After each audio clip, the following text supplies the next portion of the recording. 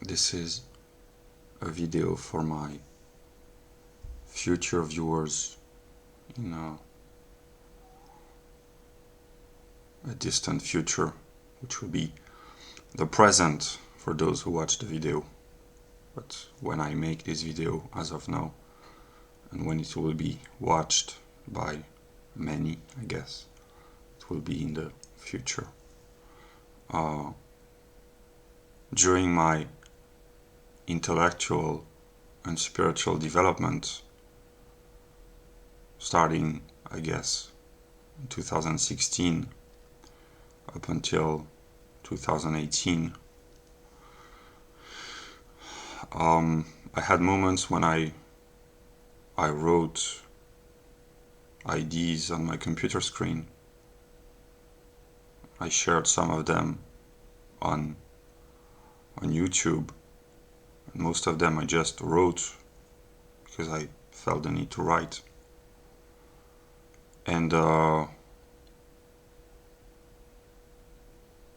in 2019 I understood that I should have shared these ideas because some of them were important, and that I had failed to share some of my important ideas, and that I felt guilt and remorse and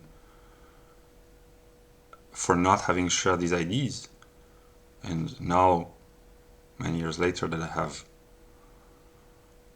developed intellectually, I guess, I understand that when I have these kind of moments of self-understanding, I guess, I must share them with the whole world.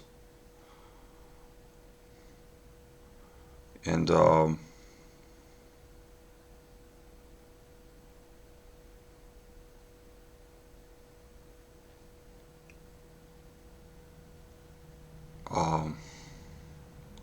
Hegel says that language has the divine faculty of expressing ideas that we do not mean. When I say something, I have a mental representation within me, my personal view of what I want to say. But when I express what I mean, language becomes objective and universal. So,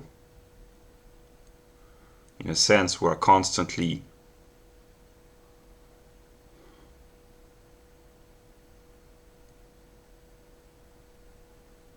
tricked by language, because language makes us say things that we do not mean, because there's a difference between what we have in mind and what we express, which is different from what we have in mind as our personal opinion. And Hegel knew this. And I know that in my intellectual development, I have been confronted by ideas that I wrote when I was inspired, or I thought I was inspired. And I know that when I read what I had written in my moments of inspiration, I was shocked by what I had myself written. But then I said to myself, it was not me, it was my spiritual self who had written these ideas. And I know that I have several levels of me, so to speak, that I can speak as a spirit or as a spiritual self sometimes, and that when it happens, I believe stupidly that this spiritual self is me, but actually it's not. It's beyond me. So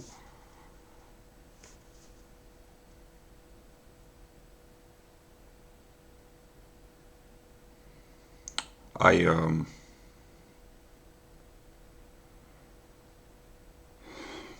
to illustrate what I mean, I know that women, when they are in an altered state of consciousness, after an erotic experience, for instance, they can say things, or men also, but that they will, or they would eventually regret having said.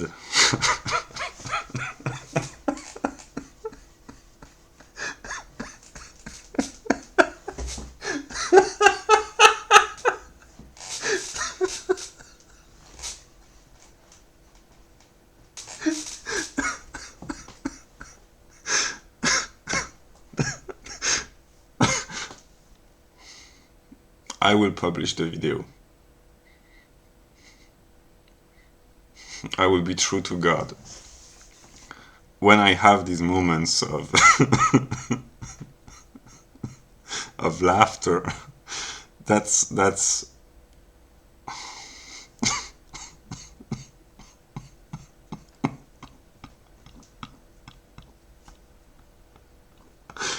God laughing at me.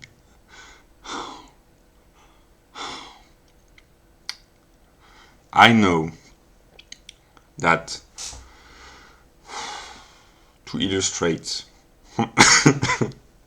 when a man and a woman are in a state of a transcendent state of consciousness, both can say things that, if they were aware of what they had said,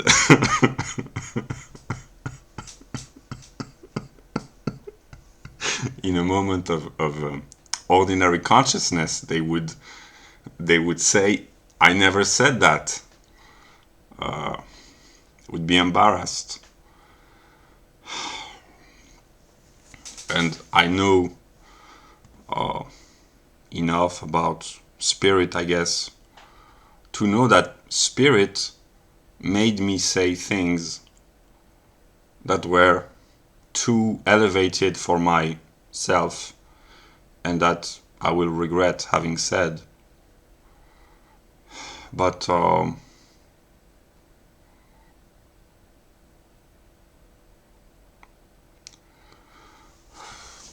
I believe that that's not really fair when you are a spirit to use humans to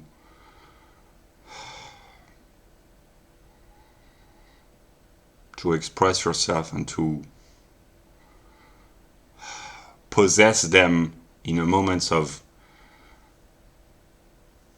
transcendence, and then to leave them, because that's what happens.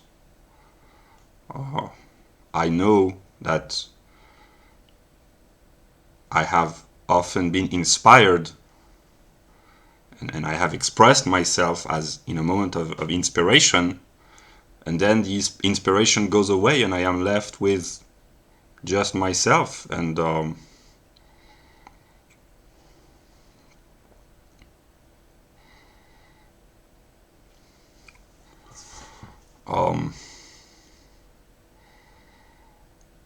I know that if, I would say God, but I don't really believe that it's God, but if spirit wants to break me,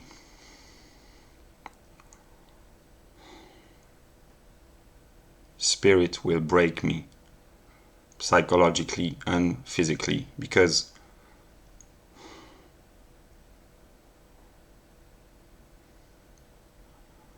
I'm just a human, and it's so easy to break down physically and psychologically a human being.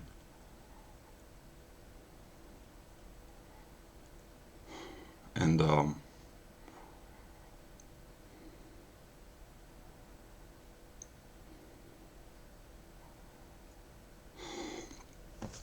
I can anticipate what spirit will say one day to me, maybe.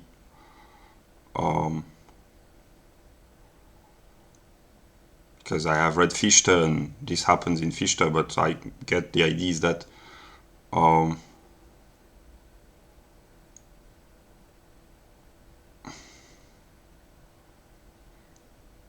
I might say that I don't believe it's fair to abandon human beings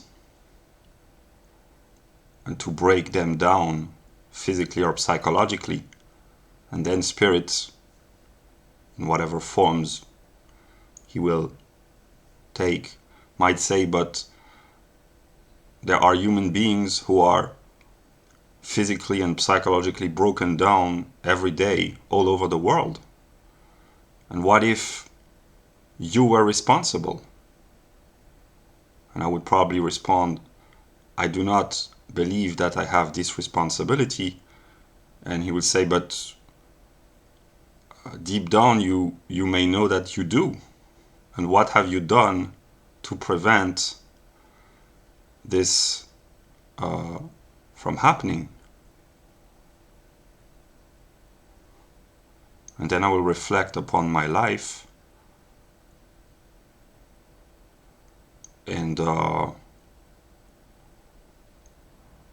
will acknowledge that I failed to share thoughts which might have helped others when I had to, so I failed to do my duty. And I betrayed God or mankind, and spirit might say, okay, so now I will leave you alone with your own thoughts and the consequences of your thoughts. And I know that from an intellectual standpoint, this is what we call hell, to be alone with your own thoughts.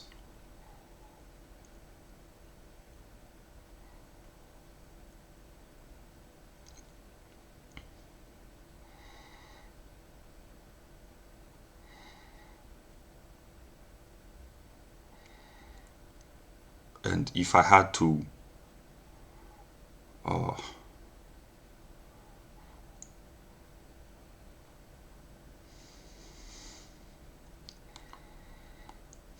I wouldn't say defend myself, but I would say that the responsibility that fell upon me in August 2018, the idea that by reading books and watching videos and thinking I had entered the mind of what I called God, but it was not really God, it was reason, that suddenly I had become the cause of all suffering.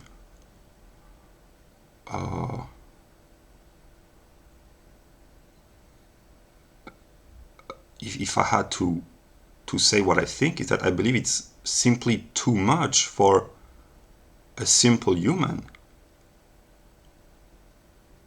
There's too much pressure, too much responsibility, too much questions, too much. It's simply too difficult.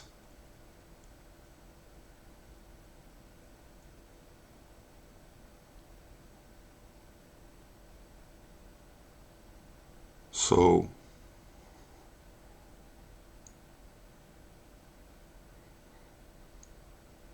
then I know what spirit could say, yeah, but existence is difficult.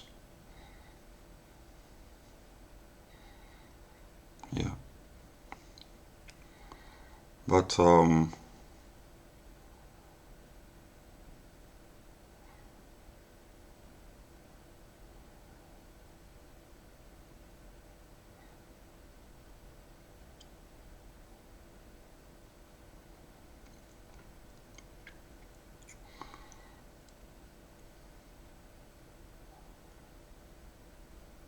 if I had to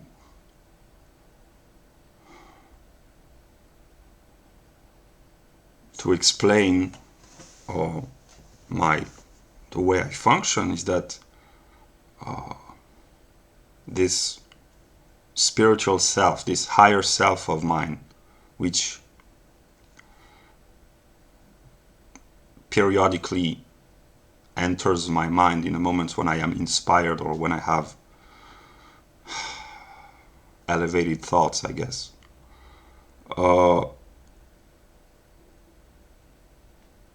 This is what Hegel calls the cunning of reason, the trick of reason, in the sense that reason is more intelligent than I am, obviously, but reason knows all my fears, all my wickedness, and all my hopes and my fears, and reason has been using me to achieve its own purpose, I guess. And I will use the illustration of what I call Europe as an individual. I admire Europe for its achievements, and I love Europe more than the rest of the world. And if reason or spirit wants to use this against me and saying that if you love Europe more than you are evil, what can I say but saying that I believe it's not fair to create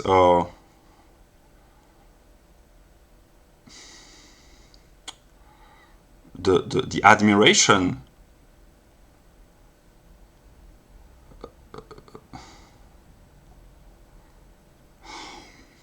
how should I explain? If you did not want me to admire Europe, why did you create Europe, which is in which there are so many reasons to admire Europe? Why?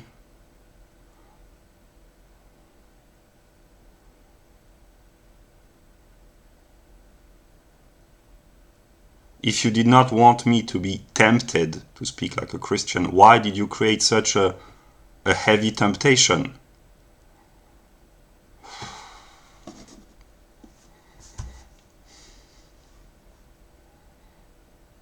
If Spirit wants to hear that he is stronger than me, well, obviously. But I never thought that I had to be in conflict with Spirit, but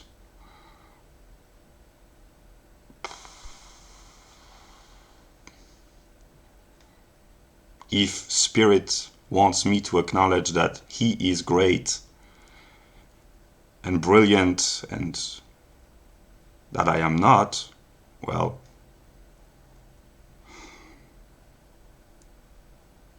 I am not Spirit, I am just me, and I am just human, all too human.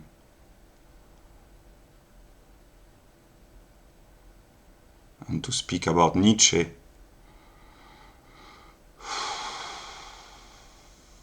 I know how Spirit will probably use the admiration that I have for Nietzsche against me, because, well, Nietzsche was an ambiguous figure, one might say. But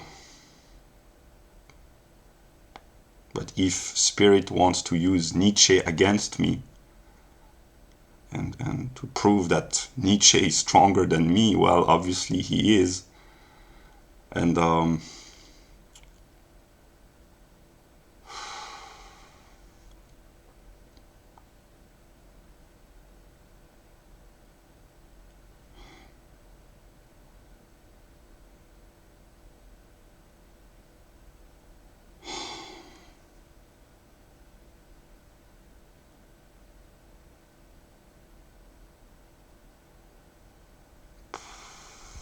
I try to do good, but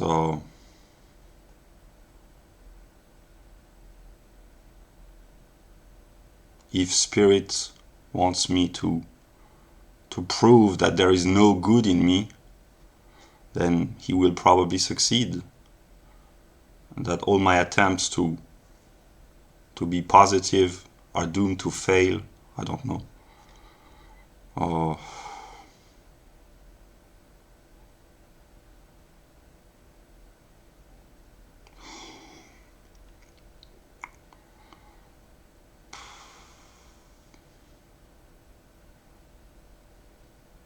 I will conclude this video by saying that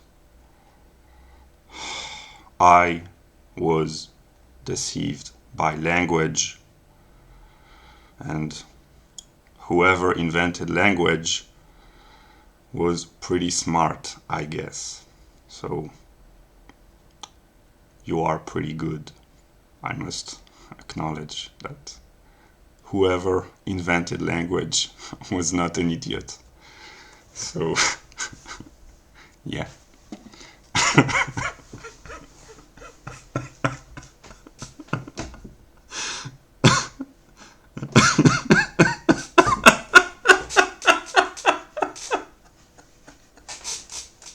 I will conclude by saying that God is not an idiot.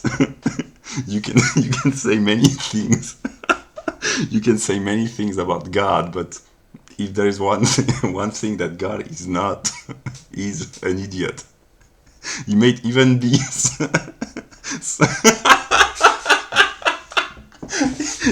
he may even be smarter than most people.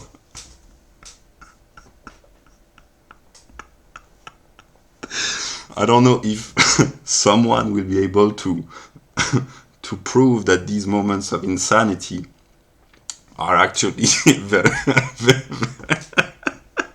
a very rational process driven by Hegel's logic. I don't know, but